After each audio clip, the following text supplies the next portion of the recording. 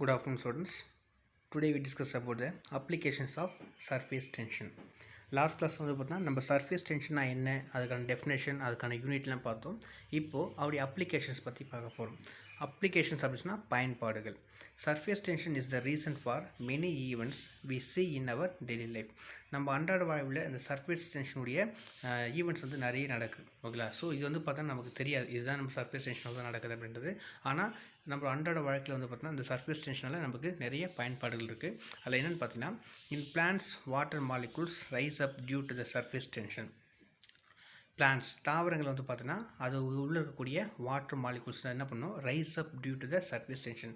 இந்த surface tension மூலிமா தான் பூமிக்கு அடியில் இருக்கக்கூடிய நீரை வந்து தாவரங்கள் மேல் நோக்கி எடுத்துகிட்டு போகுது. அது எப்படி எடுத்துகிட்டு போகுதுன்னா, சைலம் டிஷ்யூஸ் ஆர் வெரி நேரோ வெசல்ஸ் ப்ரெசன்ட் இன் பிளான்ட்ஸ். ஒவ்வொரு தாவரத்துக்குள்ளேயே வந்து பார்த்தா சைலம் திசுக்கள் அப்படின்னு சொல்லிட்டு ஒரு சின்ன சின்ன வெசல்ஸ் இருக்கும். ஒரு நமக்கு எப்படி நரம்பு இருக்குதோ அதே போல் இந்த தாவரக்கும் சைலம் டிஷ்யூ அப்படின்ற ஒரு நேரோ வெசல்ஸ் இருக்குது. ஸோ இது என்ன பண்ணால் water molecules are absorbed by the roots and this vessels help to water to rise upward due to the capillary action which is caused by the surface tension of water. அதாவது பூமிக்கு அடியில் இருக்கக்கூடிய வேர்கள், தாவரத்துடைய வேர்கள் நீரை உறிஞ்சி அது இந்த சைலம் டியூப் வழியாக மேலே கும்பிட்டு கேப்லரி ஆக்ஷன் நுண்பொழி ஏற்றம் என்ற விசையின் காரணமாக இந்த பரப்பு விசைக்கு உதவியோட இந்த நீரை மேலே கொண்டு போகுது. ஓகேங்களா? பூமிக்கு அடியில் இருக்கக்கூடிய நீரை வேர்கள் உறிஞ்சி இந்த இருக்கக்கூடிய சைலம் டியூப் வழியாக அது என்ன பண்ண சொன்னால் கேப்லரி ஆக்ஷன் நுண்பொழி ஏற்றத்தின் காரணமாக இந்த பரப்பு விசை காரணமாக தான் தண்ணி மேல் நோக்கி போகுது. அதனால தான் என்ன பண்ணும், உயரமான தாவரங்களுக்கு பூமியிலேருந்து தண்ணியை கொண்டு போகுது.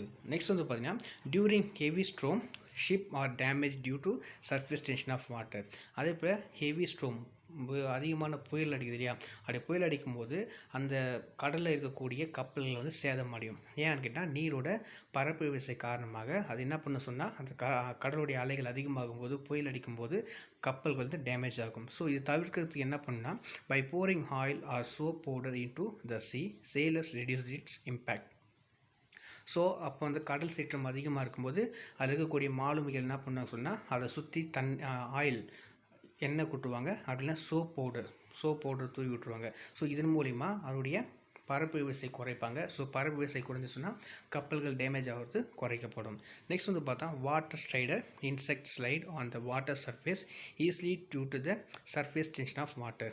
நீரோட பரப்பு விசை காரணமாக தான் இந்த நீர் சிலந்து பூச்சி வந்து தண்ணியில் மேலே நிற்குது. தண்ணியோட மேற்பரப்பில் இந்த நீர் சிலந்து அப்படி நிற்கும். இதுக்கு என்ன காரணம் சொன்னால் நீரோட சர்ஃபேஸ் டென்ஷன் தான் காரணமாக இருக்குது அப்படி சொல்கிறோம். ஓகேங்களா?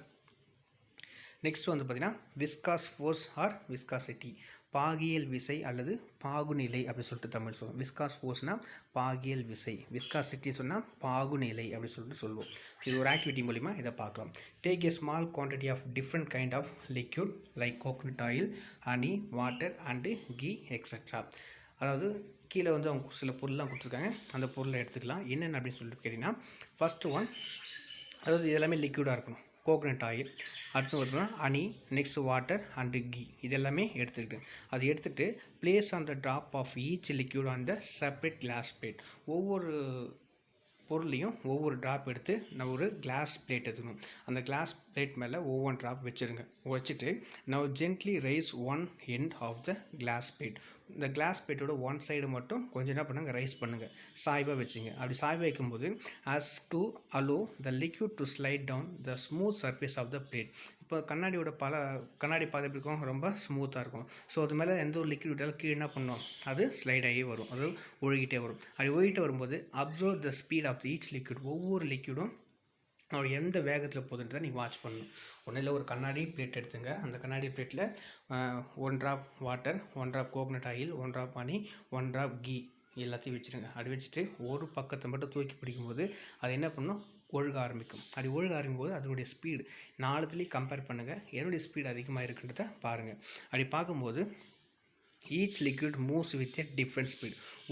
எல்லாமே லிக்விட்ஸ் தான், coconut oil, honey and ghee, water எல்லாமே லிக்விட் தான். ஸோ அந்த ஒவ்வொரு லிக்விடும் அது எந்த அளவுக்கு மூவ் ஆகும்னு சொன்னால் ஒவ்வொன்றும் ஒவ்வொரு டிஃப்ரெண்ட் ஸ்பீடில் மூவ் ஆகும். ஓகேங்களா? ஸோ அதில் அதிகமாக water flow faster then other liquid. மற்ற லிக்விட்ஸை காட்டிலும் வாட்டர் என்ன பண்ணும், அதிகமாக மூவ் அதிகமாக ஃப்ளோ ஆக ஆரம்பிக்கும். ஸோ என்ன ரீசன் அப்படின்னா, coconut oil flow with a moderate speed. Next வந்து பார்த்தா கோகனட் ஆயில் ஓரளவுக்கு வேகமாக ஃப்ளோ ஆக ஆரம்பிக்கும். Ghee flow very slowly. ஆனால் கீ வந்து பார்த்தீங்கன்னா ரொம்ப ஸ்லோவாக தான் ஃப்ளோ ஆகும். ஸோ இதுக்கு என்ன reason? Between the layer of the liquid which is in motion there is a frictional force parallel to the layer of the liquid. So திரவங்களுக்கு இடையே இருக்கக்கூடிய இந்த ஃப்ரிக்ஷனல் ஃபோர்ஸ் தான் காரணமாக இருக்குது. இப்போ ஒவ்வொன்றுக்கு பார்த்தீங்கன்னா ஒவ்வொரு இப்போ வாட்டர் இருக்குது, கோகனட் ஆயில் இருக்குது, கீ இருக்குது, அதே போல் ஹனி இருக்குது. ஒவ்வொன்றும் வந்து பார்த்தீங்கன்னா அதில் இருக்கக்கூடிய ஆட்டம்ஸ் அண்ட் மாலிகூல்ஸ் டிஃப்ரெண்ட்டாக இருக்கும். ஸோ இப்போ ஒவ்வொரு லிக்யூட்ஸும் இருக்கக்கூடிய ஆட்டம்ஸ் அண்ட் மாலிகூல்ஸ்க்கு இடையிலுடைய ஒரு ஃப்ரிக்ஷனல் ஃபோர்ஸ் வந்து பார்த்திங்கன்னு சொன்னால் இந்த லேயர் அது மூவ் பண்ணுறதுக்கு தடையாக இருக்குது. ஸோ அந்த இடத்துல ஒரு ஃப்ரிக்ஷனல் ஃபோர்ஸ் உராய்வு விசையை ஏற்படுத்துது. இந்த உராய்வு விசை தான் நம்ம என்ன சொல்கிறோம், this frictional force is oppose the motion of the liquid layers which while are in the motion.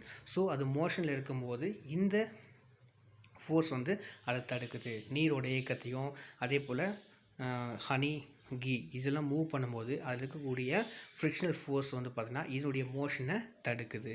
ஓகேங்களா? இந்த frictional force acting between the successive layer of the liquid which act in the order to oppose the relative motion of the layer. இந்த frictional force இருக்கு இல்லையா? So இது frictional force acting between the successive layer. So ஒவ்வொன்றுலேயும் ஒரு layer இருக்கும் இல்லையா? இப்போ லிக்விடில் வந்து பார்த்திங்கன்னா ஹனி இருக்குன்னா ஹனியில் நிறைய லேயர்ஸ் இருக்கும். ஸோ ஒவ்வொரு லேயர்ஸும் அந்த சக்ஸசிவ் லேயர்ஸ்க்கு இடையே உள்ள அந்த ஃப்ரிக்ஷனல் ஃபோர்ஸ் வந்து என்ன பண்ண சொன்னால் ஆக்ட் ஆக ஆரம்பிக்கும். அப்படி ஆக்ட் ஆகும்போது அந்த லிக்விட் ஃப்ளோ ஆகும்போது அதோடைய மோஷனை தடுக்கும் அப்படின்னு சொல்லிட்டு சொல்கிறாங்க. Is known as the viscous force. So இது தடுக்கக்கூடிய இந்த விசை தான் நம்ம என்ன சொல்கிறோம், விஸ்காஸ் ஃபோர்ஸ், பாகியல் விசை அப்படி சொல்லிட்டு சொல்கிறோம். ஓகே, அப்போ திரவங்களுடைய ஒவ்வொரு அடுக்குகளுக்கு இடையே இருக்கக்கூடிய அந்த ஃப்ரிக்ஷனல் ஃபோர்ஸ் தான் நம்ம விஸ்காஸ் ஃபோர்ஸ், பாகியல் விசை அப்படி சொல்லிட்டு சொல்கிறோம். ஓகேங்களா? ஸோ அந்த பாகியல் விசை என்ன பண்ண சொன்னால் அந்த திரவத்துடைய இயக்கத்தை தடை பண்ணும் அப்படி சொல்கிறோம். Such a property of a liquid is called viscosity. So இந்த லிக்விடோடைய ப்ராப்பர்ட்டி தான் நம்ம விஸ்காசிட்டி, பாகுநிலை அப்படின்னு சொல்லிட்டு சொல்கிறோம். Viscous force is measured by the unit called poise in CGS system and kgm -1 s-1 or nsm-2 in SI system. So இதில் ரெண்டு சிஸ்டம் இருக்குது. ஒன்று CGS system. CGS சிஸ்டத்தில் அதோடைய யூனிட் வந்து பார்த்திங்கன்னா பாய்ஸ்ன்ற அலகால் மெஷர் பண்ணுறோம். நெக்ஸ்ட் வந்து பார்த்தோம்னா SI சிஸ்டமில் kilogram metre inverse 1 second inverse 1 அப்படின்னா நியூட்டன் செகண்ட் மீட்டர் இன்வர்ஸ் 2 தான் SI சிஸ்டத்தில் இந்த விஸ்காசிட்டியோட யூனிட். ஓகேங்களா? நெக்ஸ்ட் வந்து பார்த்திங்கன்னா ஃப்ரிக்ஷன் அப்படின்னு சொன்னால் உராய்வு அப்படின்னு சொல்லிட்டு சொல்கிறோம். We walk on the road without falling. இப்போ நம்ம ஒரு ரோட்டில் நடக்கிறோம், அப்படி நடக்கும்போது நம்ம கீழே விழுறதுக்கான வாய்ப்பு இல்லை. But we tend to fall when we walk on the wet surfaces. ஆனால் அந்த இடத்துல ஈரப்பதம் இருக்கிற இடத்துல நம்ம நடக்கும்போது நமக்கு என்ன ஆகும், வழுக்குது. ஏன், இப்போ சாதாரண ரோட்டில் நடக்கிறோம், நம்ம வழுக்கி கீழே இடத்துல நம்ம பாட்டு நடந்து போயிட்டே இருக்கோம். ஆனால் சப்போஸ் கொஞ்சம் அந்த இடத்துல ஈரப்பதம் இருந்துச்சுனாலோ இல்லை தண்ணி இருந்துச்சுனாலோ அந்த இடத்துல நடக்கும்போது நம்ம கீழே விழுறோம். Why? We walk on the road safely because of the friction between the feet and the road. இப்போ சாதாரணமாக நம்ம நடக்கும்போது நம்ம நம்முடைய கால் பாதத்துக்கும் ரோடுக்கு இடையே வந்து பார்த்தீங்கன்னா ஒரு விதமான உராய்வு விசை இருக்குது. ஸோ நம்ம சேஃப்லியாக நம்ம ரோடு மேலே நடந்து போகிறோம். But the friction is less when we walk on the wet surface and so we tend to fall. ஆனால் மழை காலத்துலேயோ இல்லை தண்ணி இருக்கும்போது நம்ம ரோட்டுக்கும் நம்ம காலுக்கு இடையே இருக்கக்கூடிய உராய்வு விசை ஃப்ரிக்ஷன் வந்து கம்மியாக இருக்கும். ஏன்னா அந்த இடத்துல தண்ணி இருக்கிறதுனால உராய்வு விசை கம்மியாக இருக்கும். ஸோ அதனால் நம்ம என்ன பண்ணுறோம், கீழே விழுகிறோம். ஸோ நம்ம நடக்கிறோம் சொன்னால் நமக்கும் ரோட்டுக்கு இடையில் உராய்வு விசை இருக்கிறதுனால நம்ம சேஃபாக நடக்கிறோம். ஸோ உராய்வு விசை குறைஞ்சிச்சின்னு சொன்னால் நமக்கு வழுக்கி கீழே விழுறதுக்கான வாய்ப்புகள் இருக்குது. நெக்ஸ்ட் வந்து பார்த்தீங்கன்னா frictional force on friction arises when two or more bodies in contact move or tend to move relative to each other. இந்த ஃப்ரிக்ஷனல் ஃபோர்ஸ் வந்து பார்த்தா friction arises when two or more bodies, இரண்டு அளவுக்கு மேற்பட்ட பொருள் இருக்குது, அதுக்கு இடையே இருக்கக்கூடிய அந்த ஃப்ரிக்ஷன், ஓகேங்களா, ஃப்ரிக்ஷன் ஃபோர்ஸ் உராய்வு விசை தான் நம்ம அதிகமாக இருக்கும். ஃபார் எக்ஸாம்பிள் வந்து பார்த்திங்கன்னா இப்போ நம்ம கால் ரோட்டில் நடந்துகிட்டே இருக்குது. ஸோ காலுக்கும் ரோட்டுக்கும் இடையே உள்ள ஃப்ரிக்ஷனல் ஃபோர்ஸ். ஓகேங்களா? அதே போல் ஒரு பொருளுக்கும் இன்னொரு பொருளுக்கும், அது அந்த பொருள் டச்சிங்கில் இருக்கலாம், இல்லைன்னா டச் இல்லாமல் இருக்கலாம். ஒன்றுக்கு ஒன்று ரிலேஷன் இருக்கலாம், ரிலேஷன் இல்லாமலே இருக்கலாம். அதான் சொல்கிறாங்க two or more bodies in contact move. Contact மூவ்னு ஒன்று தொட்டுட்டு இருக்கலாம், அதே போல் மோஷன் இருக்கலாம். Or tend to move. ஓகேங்களா? அப்படின்னா ரிலேட்டிவ் டு ஈச் அதர், ஒன்றுக்கு ஒன்று ரிலேட்டிவ் இருக்கலாம். அந்த பொருளுக்கு இடையே இருக்கக்கூடிய ஃப்ரிக்ஷன் அரைசஸ், அதாவது உராய்வு விசை இருக்கும் அப்படின்னு சொல்கிறோம். In act always in the opposite direction of the moving body. So இந்த ஃப்ரிக்ஷனல் ஃபோர்ஸ் எப்படி இருக்குன்னு சொன்னால், நம்ம மூவ் பண்ணுற பொருளுக்கு ஆப்போசிட் டைரக்ஷனில் இருக்கும். இப்போ நம்ம கால் வந்து கீழே ரோட்டில் நடக்கிறோம் இல்லையா, ஸோ இந்த ரோடு பேக்வேர்டில் போகும், நம்மளுடைய கால் ஃப்ரண்ட்டில் போகும். ஓகேங்களா, அப்படி போகும்போது தான் ரெண்டுமே என்ன பண்ணணும், அந்த ஃப்ரிக்ஷனல் ஃபோர்ஸ் ஆப்போசிட் டைரக்ஷனில் செயல்படும். This force is produced due to the geometrical dissimilarities of the surface of the bodies which are in relative motion. ஓகேங்களா, அதே போல் this force is produced due to the geometrical dissimilarities. ஓகேங்களா, geometrical அது ஒப்புமை வடிவம் சொல்லியா, அந்த ஒப்புமை வடிவத்துக்கு டிஸ்சிமிலிட்டிஸாக இருக்கும். அதே போல் பார்த்தா அதோடைய surface of the bodies which in relative motion. ஓகேங்களா, ஸோ வந்து பார்த்தா இப்போது ரிலேட்டிவ் மோஷனாக இருக்கும், ஒன்று ரெஸ்ட்டில் இருக்கும், ஒன்று மோஷனில் இருக்கும். இப்போ வந்து ரோடு வந்து பார்த்தீங்கன்னா ரெஸ்ட்டில் இருக்குது, நம்ம தான் என்ன பண்ணுறோம், மோஷனில் இருக்கும். ஸோ நம்ம நடக்கும்போது நம்ம ரோட்டுக்கும் நமக்கும் இடையே உள்ள ஃப்ரிக்ஷனல் ஃபோர்ஸ், ஸோ அது ரெஸ்ட்டில் இருக்குது, நம்ம மோஷன் இருக்கும். So relative motion. Friction can produce the following effect. அதே போல் இந்த ஃப்ரிக்ஷன் வந்து பார்த்தீங்கன்னா சொன்னால் கீழே இருக்கக்கூடிய சில எஃபெக்ட்ஸில் உருவாக்கும். அது என்ன பாருங்கள், ஃப்ரிக்ஷன் அப்போசஸ் மோஷன். ஓகே, இந்த ஃப்ரிக்ஷன் என்ன பண்ண சொன்னால் மோஷனை அப்போஸ் பண்ணும், அதாவது இயக்கத்தை தடுக்கும்.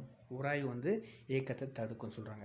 It causes wear and tear of the surface in contact. அதே போல் ஒரு பொருள் இன்னொரு பொருள் டச்சிங்கில் இல்லை கான்டாக்டில் இருக்கும்போது ஒன்று அது உராய்வு விசை வந்து பார்த்தா ஒன்று தேய்மானம் அடையும், அப்படின்னா கிழிஞ்சு போயிடும். இப்போ ஒன்று மேலே ஒரு பேப்பர் மேலே வச்சு கை வச்சு தேய்க்கின ஆகிடும், அந்த பேப்பர் கிழிஞ்சு போயிடும். அதே போல் ஒரு பொருள் இன்னொரு பொருள் வச்சு தேய்க்க அது என்ன ஆகிடும், தேய்மானம் அடைஞ்சிடும். ஓகேங்களா, ஸோ இந்த இடத்துல ஃப்ரிக்ஷன் அதிகமாச்சு சொன்னால் இந்த இடத்துல என்ன நடக்கும் சொன்னால் தேய்மானம் அடையும், அப்படின்னா அந்த பொருள் உடஞ்சி போயிடும். இன் ப்ரொடியூசர்ஸ் ஹீட். அதே போல் ஒரு பொருள் இன்னொரு பொருள் கூட உராய்வில் இருக்கும்போது அந்த இடத்துல ஹீட் வந்து ப்ரொடியூஸ் ஆகும். இதெல்லாமே வந்து பார்த்தா ஃப்ரிக்ஷன் உருவாக்கக்கூடிய எஃபெக்ட்ஸ்.